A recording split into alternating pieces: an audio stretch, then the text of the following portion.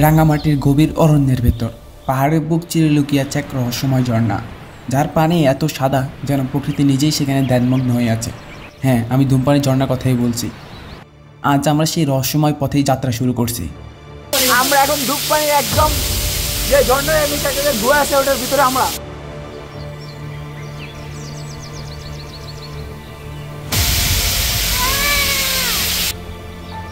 আমাদের এই রাঙ্গামাটি ভ্রমণ ভিডিওটি 2টা পর্বে আপলোড দেওয়া হবে।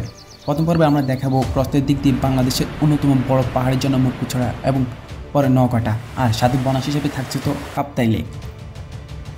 দ্বিতীয় পর্বে আমরা দেখাবো ধূমপানি ঝর্ণা এবং পাহাড়ি পাড়াগুলো। তো শুরু করা যাক আমাদের এক্সট্রিম ওয়াটারফলস।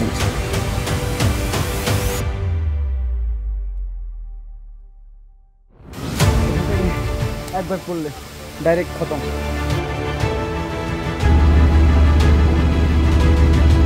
জীবন এখানেই সুন্দর, এখানে ঝর্ণার কাছে ভাই জীবন সুন্দর।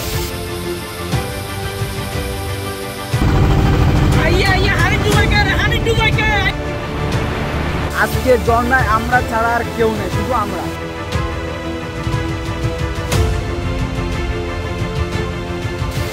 ফাইনালি আমরা চলে আসছি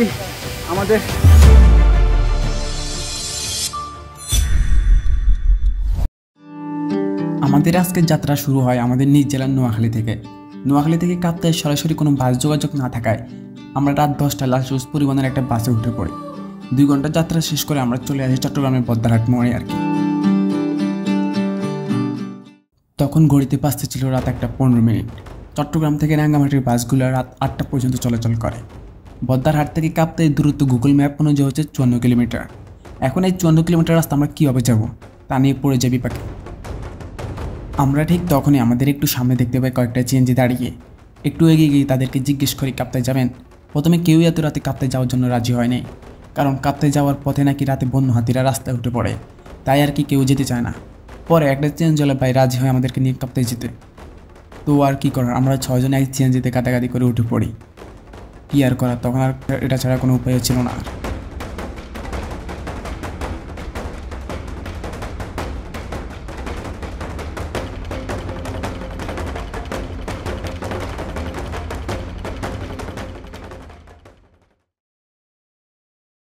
3 ঘন্টা শীতল ঠান্ডা রাতে 1 ফোঁটাও না ঘুমিয়ে আমরা ভোর 4টা বাজে আসি কাপ্তাই বাজারে। তখনও ভোরের আলো ওঠে নাই। কাপ্তাই বাজারে সকল দোকানপাট ছিল তখনও বন্ধ, কিন্তু কাপ্তাই বাজারে আগে একটা মাত্র চায়ের দোকান খোলা ছিল। তখন সবগুলো ওই চায়ের দোকানে সব দুঃখ কষ্টগুলো চায়ের আড্ডা বসে যায়। আর চায়ের দোকানটা আমার কাছে বেশ ভালো লাগে। সুন্দর করে গোছানো, দেওয়ালে এখানকার পলিটেকনিক্যালের ছাত্রদের আর্ট করা কিছু ছবি। এই ছবিগুলো মূলত চায়ের দোকানটাকে সুন্দর করে তুলছে আর কি।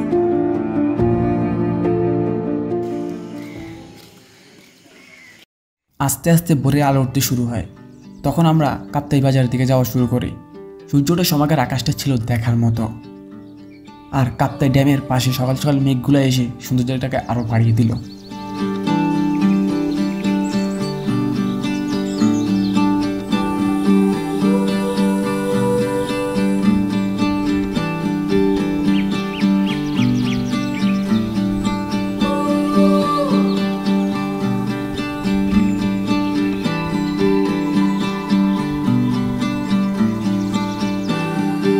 একটু পর এখানকার একটা হোটেলে সকালের নাস্তা সেরে নিয়ে আমরা চলে আসি কাপ্তাই জেটি ঘাটে।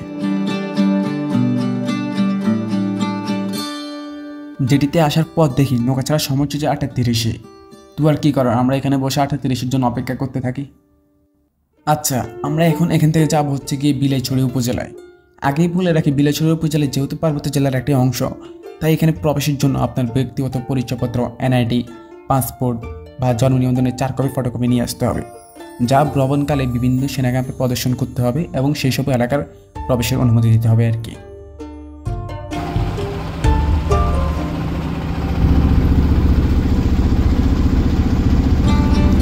অবশেষে 8:30-এর দিকে আমরা কাপ্তাই জেটি থেকে বিলাইছড়ির উদ্দেশ্যে যাত্রা শুরু করি। নদীপথে কাপ্তাই থেকে বিলাইছড়ি যেতে সময় লাগবে প্রায় 1.5 থেকে 2 ঘন্টা। এই সময়টাতে কাপ্তাই লেকের অপরূপ সৌন্দর্য উপভোগ করতে থাকি।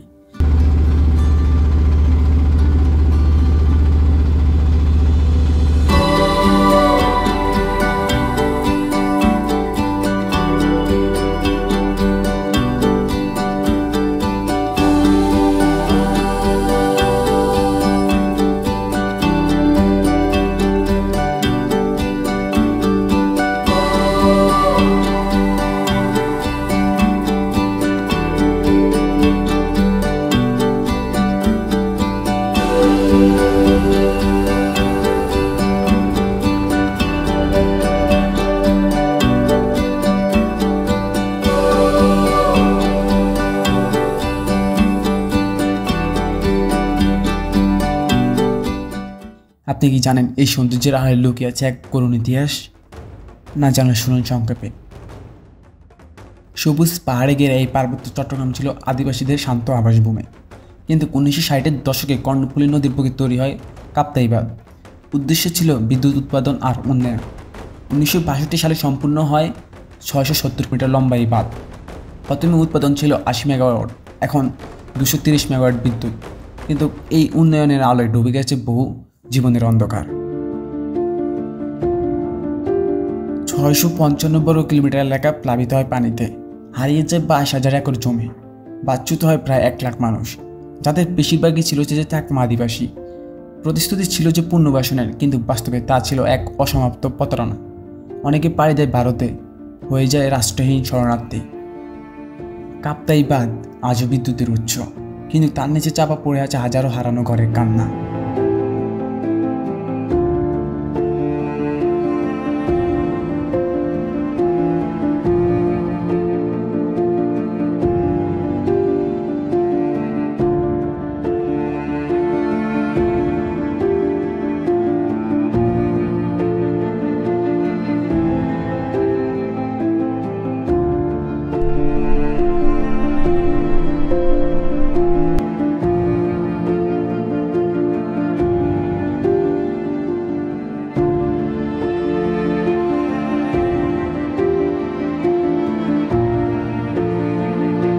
কাপ্তাই লেকের অপরূপ সৌন্দর্য দেখতে দেখতে আমরা চলে আসি বিলাইছড়ি।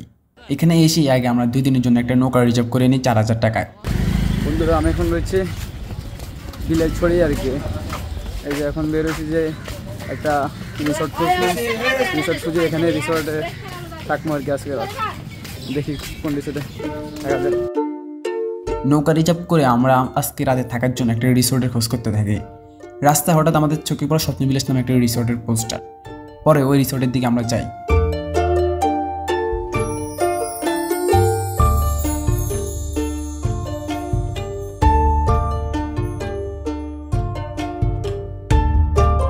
রিসোর্টটা হচ্ছে যে একদম প্রাকৃতিক পরিবেশ। এখানে প্রাকৃতিক পরিবেশের মধ্যে একদম নিরিবিলি শান্ত। আজকে তো ছুটির দিন না হওয়ায় এখানে একদমই মানুষ নেই, শুধু আমরাই আছি। আমরা আসার সময় কোনো কাউকে দেখতেই পাইনি, মানে কোনো টুরিস্টে দেখতে পাইনি, শুধু আমরাই আজকে এই বিলাইছড়িতে। তো শুধু আজকে আমরা এই ঝর্ণাগুলো উপভোগ করবো, কোনো মানুষ নেই, ঝামেলা নেই, এটাই তো মজা। কোনো মানুষ থাকলে তো যে মানুষ ভিড় জমায়, এই জমায় ঝর্ণাগুলোর অবস্থা একদম বেহাল করে দেয়। এবার এটা হচ্ছে কি আমাদের রুম আর কি। আমরা তো 6 জন, এই জন্য এই রুমটা নিছি। এই রুমটা এখনও অগোছালো, কিছু গোছানো নাই। উনি বলছে যে আমরা ঝর্ণায় গেলে উনি গুছিয়ে দিব উনি পরে। এখন আমরা ঝর্ণা যাব আর কি। এই যে এখানে একটা সুন্দর বারান্দার মতন বলতে পারেন। এই যে এখানে একটা বারান্দা। রিসোর্টটা ছিল পাহাড়ের একদম ওপরে। আমাদের বেশ ভালোই লাগে এই রিসোর্টটা। এখানে আমাদের এক রাতের জন্য খরচ হয় মাত্র 1,000 টাকা।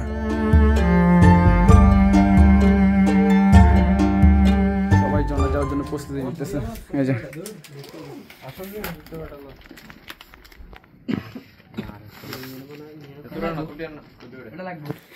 এই যে পার্বত্য অঞ্চলের একটাই ঝামেলা, আইডি কার্ড দেখাও। এই দেখো, আসলে এগুলো ঝামেলা না, এগুলো আমাদের সেফটির জন্যই করা হয়।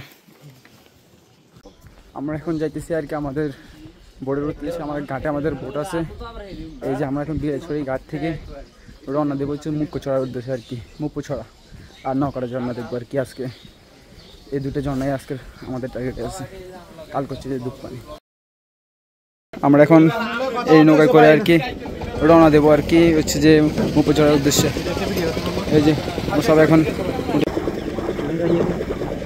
এই যে এখানকার বাচ্চারা এইভাবেই আর কি পড়ালেখা করে আর কি। এই যে নিজেরা নৌকা দিয়ে যায়, নিজেদের আবার নৌকা দিয়ে আবার আসে। এই যে ওদের স্কুল হচ্ছে যে ওই যে দূরে যেটা দেখা যাইতেছে না, ওই জায়গায় ক্যামেরা কতটুকু বোঝা যেতেছে দাঁড়ান দেখে। ওই যে এই জায়গাটা আছে না, এটা হচ্ছে যে ওদের স্কুল আর কি। আর এরা এইভাবেই নৌকা দিয়ে পড়ালেখা করতে যায় আর কি। আর আমরা বাইরে বসে বসে মাল্লামি করি। রাঙ্গামাটির বিলাইছড়ি উপজেলাটি কাপ্তাই লেকের প্রান্তে অবস্থিত। সড়কপথে এই উপজেলার সাথে কোনো সংযোগ পথ নেই। কাপ্তাই উপজেলা হতে শুধুমাত্র নৌপথে এই উপজেলায় পৌঁছানো সম্ভব। দুর্গম পার্বত্য এলাকা হিসেবে এই উপজেলা রয়েছে অসংখ্য ছোট বড় পাহাড়, রয়েছে ছোট বড় প্রচুর ঝর্ণাও। বিলাইছড়ি চাকমা শব্দ থেকে উৎপত্তি। চাকমা উপজাতি অর্থে বিলাইয়ের অর্থ হচ্ছে যে বিড়াল, আর ছড়ি অর্থের অর্থ হচ্ছে পাহাড় হতে প্রবাহিত ঝর্ণা বা ছড়া, অর্থাৎ বিড়ালের মতন চঞ্চল ঝর্ণার এলাকা বিলাইছড়ি। মুপ্পছড়া ঝর্ণাটি বিলাইছড়ির অন্যতম বৃহত্তম ঝর্ণা। এটির অবস্থান বাঙ্গাল কাটা স্থানটিতে আর কি, যা বিলাইছড়ি হতে নৌপথে যাওয়া সম্ভব, আর বাঙ্গাল কাটা হতে মুপ্পছড়া ঝর্ণা শুধুমাত্র পায়ে হেঁটে যাওয়া সম্ভব। অনেক রোদ, প্রচন্ড পরিমাণে রোদ আসছে, এই জন্য সবাই কি করছে, এই যে দেখে এই যে ওরা তোলে মাথা দিয়ে আসছে, তারপরে এই যে এটা গামছায় আর আমি একটা ক্যাপ মাথা দিয়ে আসছি। অতিরিক্ত রোদ আসছে, অতিরিক্ত।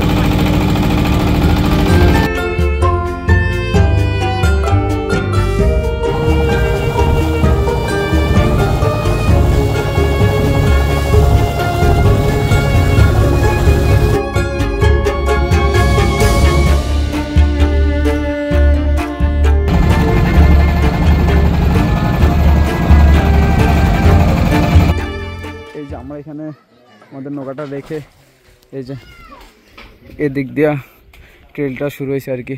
এটা মূল ট্রেল না আর কি, এখান দিয়ে ঝর্ণার ট্রেলে যায় আর কি। আমরা এখান দিয়ে শুরু হয়েছি, এই যে পাহাড় শুকো।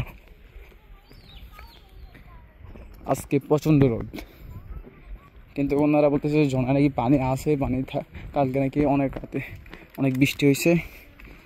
তো দেখা যাক কি অবস্থা।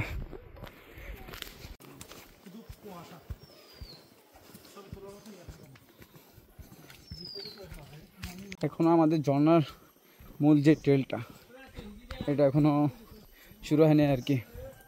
আমরা এখন যেতেছি ঝর্ণার মেন কাউন্টার যেটা আছে, ওটাতে গিয়ে আমরা একজন গাইড নেব, তারপরে গিয়ে আমাদের মূল ট্রেকিংটা আর কি শুরু। এখন আমরা কাউন্টারে যাইতেছি। আবারও বলছি, বিলাইছড়ি উপজেলাটি হচ্ছে যে পার্বত্য অঞ্চলের একটি অংশ, যেখানে বাংলাদেশের অন্যান্য অঞ্চলের মানুষ প্রবেশের ক্ষেত্রে ব্যক্তিগত জাতীয় পত্র কিংবা পাসপোর্টের ফটোকপি কিংবা যে কোনো ধরনের পরিচয়পত্র সাথে থাকতে হয়, যা বাংলাদেশ সেনাবাহিনী বিভিন্ন ক্যাম্পে প্রদর্শন করতে হয়, এবং আপনাকে ওই সকল এলাকায় প্রবেশের অনুমতি নিতে হয় বাংলাদেশ সেনাবাহিনী থেকে আর কি। প্রায় অনেকক্ষণ কি প্রায় 5 থেকে 10 মিনিট হাঁটার পর আমরা জিরিপথে দেখা পাই। এই যে শীতল ঠান্ডা পানিতে হাঁটতে কিনা ভাল লাগে। ও সে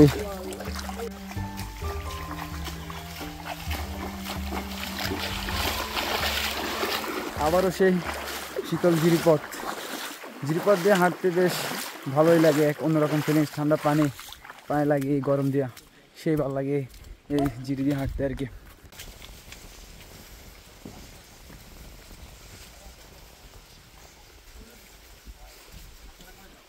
পরিমাণ হলো 700 হয়েছে দেখা।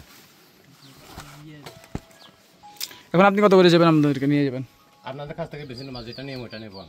700 700 হলে বলেন, একটু কমে রাখেন। 600 রাখেন কাকা। ছড়া আসলে অবশ্যই এখানে একটা ফর্ম আছে, এই ফর্মটা অবশ্যই পূরণ করতে হয় আর কি। এই যে এই ফর্মে আপনার গাইডের স্বাক্ষর, তারপর মোবাইল নাম্বার, পর্যটকের দলীয় প্রধানের স্বাক্ষর, এনআইডি নম্বর, মোবাইল নাম্বার আর ঠিকানা, এগুলো সব দিয়ে আর কি দিতে হয় আর কি এখানে। এই যে এখান থেকে যাবতীয় কাজ সেরে এখন আমরা ঝর্ণার উদ্দেশ্যে আবার রওনা দিছি। তো যাও যাক। ঝর্ণা যাওয়ার আগে এখান থেকে আপনাকে গাইড নিতে হবে বাধ্যতামূলক। প্রতি 10 জনের জন্য হচ্ছে যে একজন গাইডের জন্য আপনাকে দিতে হবে 700 টাকা। এই টাকাটা অ্যামাউন্ট ইউনো অফিস থেকে নির্ধারণ করে দেওয়া হয়েছে। এটা হচ্ছে কি আর কি এই ঝর্ণার মূল ট্রেল আর কি। এখানে এটাই মূল ট্রেল। এখান থেকে আমরা এখন এই জিরিপথটা ধরে উপরের দিকে ওঠা শুরু করব।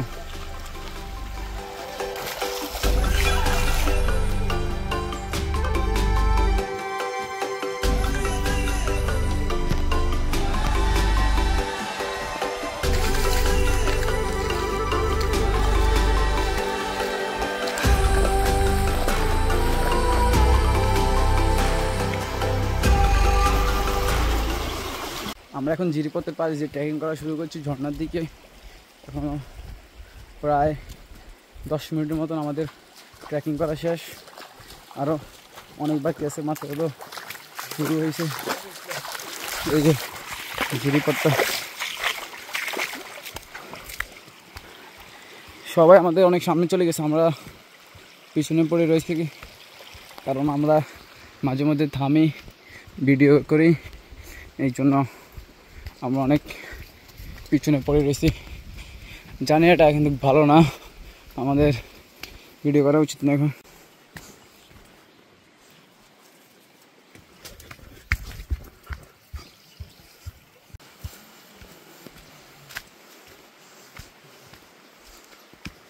এই ট্রেকিং লাইনটার পাশটা একদমই খাড়া, মানে পিছল খামো, নিচে পড়মো আর শেষ।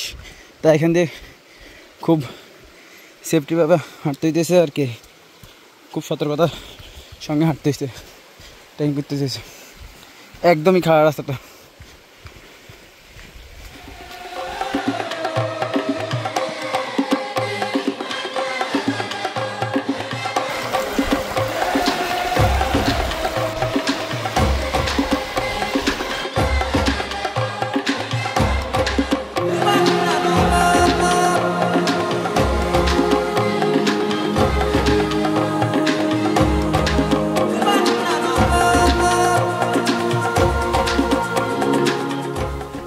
আমাদের ভাগ্য অনেক ভালো, কারণ আজকে শুধু আমরা ছাড়া আর কেউই নেই এই ঝর্ণায়, শুধু আমরাই। আমাদের গাইড দাদা বললো যে আমরাই নাকি আজকে ফার্স্ট আর কি ঝর্ণা যাইতেছি আর কি আজকে, আর কেউ আসেনি আমাদের আগে আজকে। তাই আজকে আমরা খুব লাকি বললেই চলে, ঝর্ণায় কেউ নেই, শুধু আমরা কয়েকটা ফ্রেন্ড আর আমাদের গাইড দাদা। আজকে পুরো ঝর্ণায় আমরাই থাকবো আর কি। খালি অন্য সময় কি হয় যে শুক্রবার শনিবার হলে পুরো ঝর্ণায় মানুষ দিয়ে ভরে যায়। ছুটির দিন তো ঢাকা মানে বাংলাদেশের সব জায়গা থেকে কম বেশ গ্রুপগুলো থেকে অনেক ইভেন্ট দেয়, তো সেই জন্য মানুষ আসি ভরে যায় আর কি প্রতি শুক্রবার শনিবার। আজকে অফ ডে না থাকায় একদমই মানুষ নেই, আমরা কয়েকজন ছাড়া আর কেউ নেই ঝর্ণায়। তো আজকে ঝর্ণা ভালো মতো উপভোগ করা যাবে। আমরা কিছুক্ষণ হাঁটার পর এরকম একটা দৃশ্য দেখতে পাই, অসম্ভব সুন্দর একটা দৃশ্য, পাথরে ভরা, কি সুন্দর পানি নামতেছে। একটা কঠিন একটা স্টেপ বলে চলে এটাকে, এই যে সিঁড়িগুলো, সিঁড়ি থেকে সবসময় চেষ্টা করবেন যে একটু এসেট করে হাঁটতে, কারণ এদিকে এখন বর্ষার মৌসুম তো একদম পিছল হয়ে রয়েছে, পা ফসকে পড়ে গেলে ডাইরেক্ট একদম খাড়া, একদম নিচে চলে যাবেন। নিচে বলতে আল্লাহর কাছে উপরে চলে যাবেন আর কি। এই যে দেখুন একদমই খাড়া, খুবই রিস্কি একটা জায়গা আর কি। দেখুন এই আমি একটু স্টার্ট করি হাঁট, একদম পিচ্ছল এবং বিপজ্জনক একটা জায়গা। এই যে খুবই রিস্কি একটা জায়গা, সবসময় এখানে সতর্কতা অবলম্বন করে হাঁটতে হবে আর কি, নাহলে একদম খাড়া, একদম নিচে।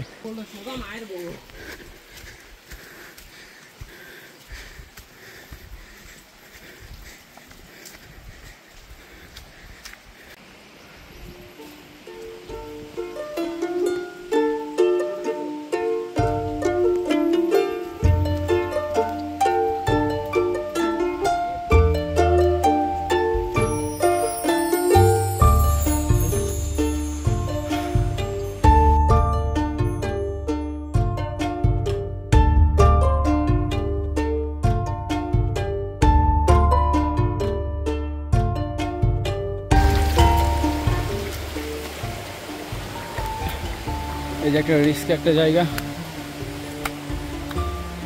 মাত্র এটা এই পাথর পাড়ি দিয়ে আসলাম।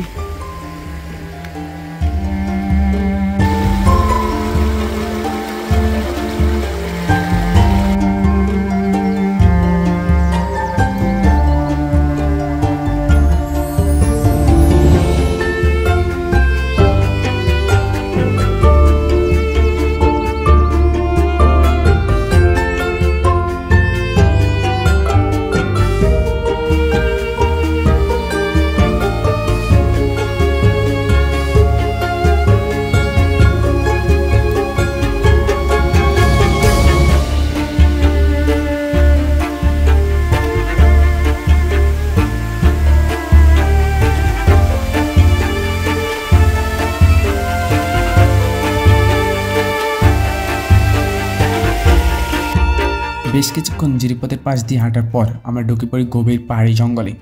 এখানে আমাদের চোখে পড়ে বেশ কয়েকটি ছোট ছোট ঝর্ণা। ফ্লাশফায়ারের বিপজ্জনকটা দেখুন, একদম এই মোটা গাছটা সহকারে সব এখানে যা আবর্জনা দেখতেছেন সব ফ্লাশফায়ারে নিয়ে আসছিল আর কি। এখনকার রাস্তাটা একটু তুলনামূলক বিপজ্জনকই বলে চলে। দেখুন এই যে একদমই খাড়া এবং পাথরে রাস্তা, আবার পাথরগুলো খুবই পিচ্ছিল, তাই সাবধানতার সাথে হাঁটতে হইতেছে।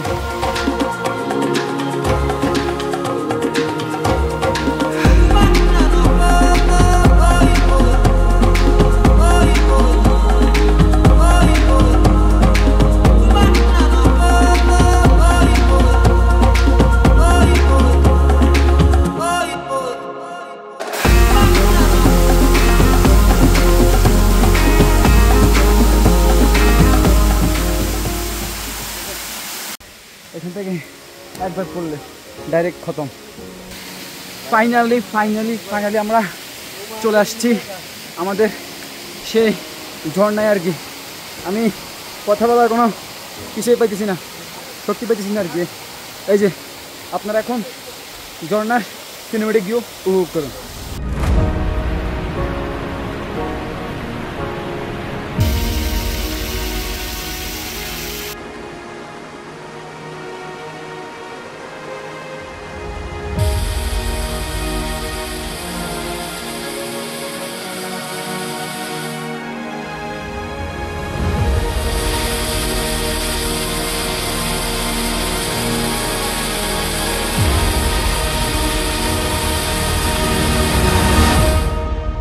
আমি ড্রোন কিনছি বেশি দিন হয় নাই, আমি এখনো ভালোভাবে তেমন একটা ড্রোন উড়াতেও পারি না। এই ঝর্ণার আশেপাশে অনেক গাছপালা আর পানির পড়া তো আছেই। ভয়ে ভয়ে একটা গাছের পাশ দিয়ে উড়িয়ে দিই আমি আমার ড্রোনটা। তো এখন আপনারা পাখির চোখের ঝর্ণাটাকে দেখুন।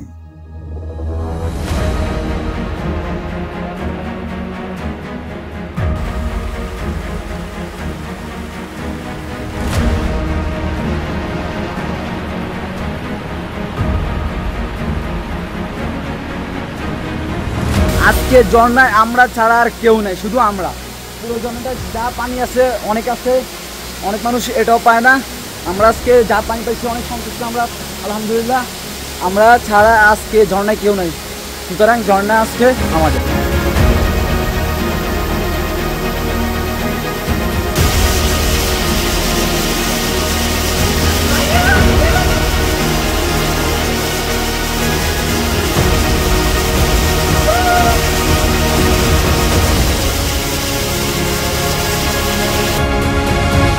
এখানেই সুন্দর, এখানে ঝর্ণার কাছে ভাই জীবন সুন্দর।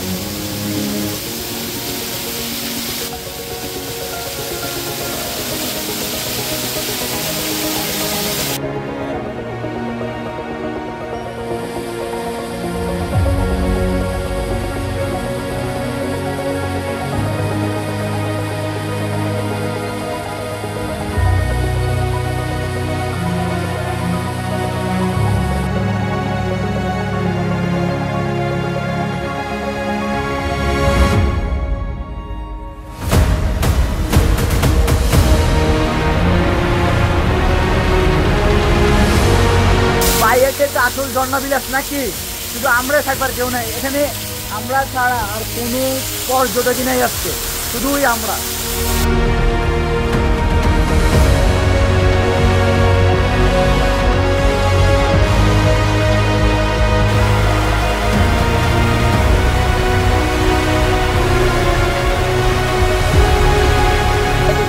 ছবি তুলনা চান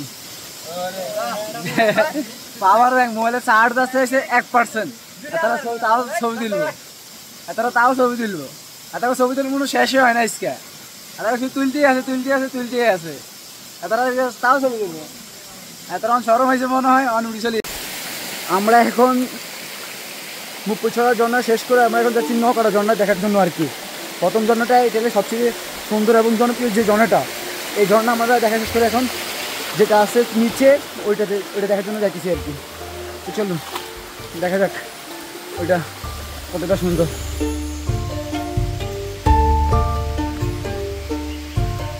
এই যে সামনে আমাদের গাইড দাদা আর আমার পিছনে আমরা সবাই যাচ্ছি দ্বিতীয় ঝর্ণাটা দেখার জন্য আর কি। তো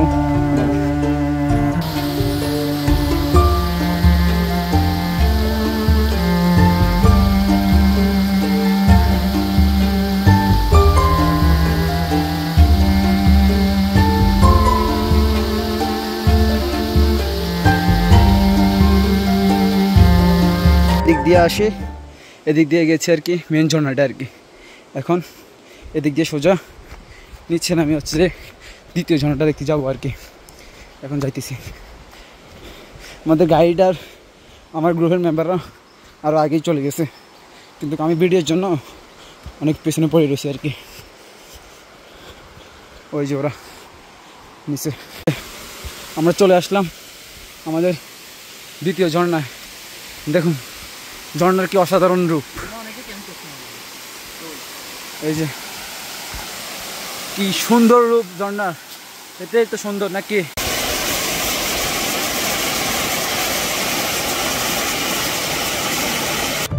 এই ঝর্ণাটা ছিল অসম্ভব সুন্দর। পাহাড়ের উপর থেকে আঁকা বাঁকা হয়ে পানিগুলো নামতেছে। সবাই চুপচাপ হয়ে ঝর্ণার পাশে বসে ঝর্ণার পানির শব্দ উপভোগ করতে থাকি আমরা।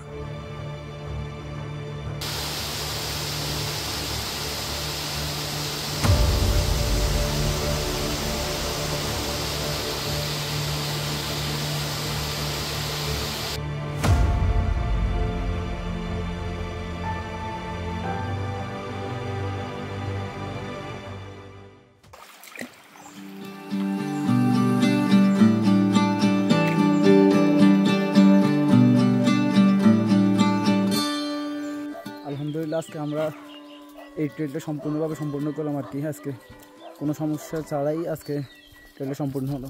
আমরা যে ঝর্ণা দুটো গেছিলাম, আজকে দুটোটা ঝর্ণায় মাশাআল্লাহ অনেক পানি পেয়েছি মানে। আর আমাদের আজকে সবচেয়ে ভালো লাগছে যে আজকে একটা মানুষও নেই, শুধু আমরা। এই ট্রেলে একটা মানুষও নেই, শুধু আমরা এই কয়জন ছাড়া আর একটা টুরিস্ট আসে নাই আজকে। সো বলা চলে যে আজকে আমরা ঝর্ণাকে একদম নিজের মনের মতনভাবে উপভোগ করতে পারছি আর কি। সো দেখা হচ্ছে পরের পর্বে। ঝর্ণা বিলের শেষে আমরা আবারও চলে আসি বিলে চড়ি। এখানে এসে গোসল করে জামা কাপড় চেঞ্জ করে এখানকার একটা ভাতের হোটেলে দুপুরে খাওয়া দাওয়া সেরে একটা ঘুম দিই। তারপর রাতে আমরা ঘুম থেকে উঠে এখানকার উপজাতি ভারতটা একটু ঘুরে দেখি আর কি।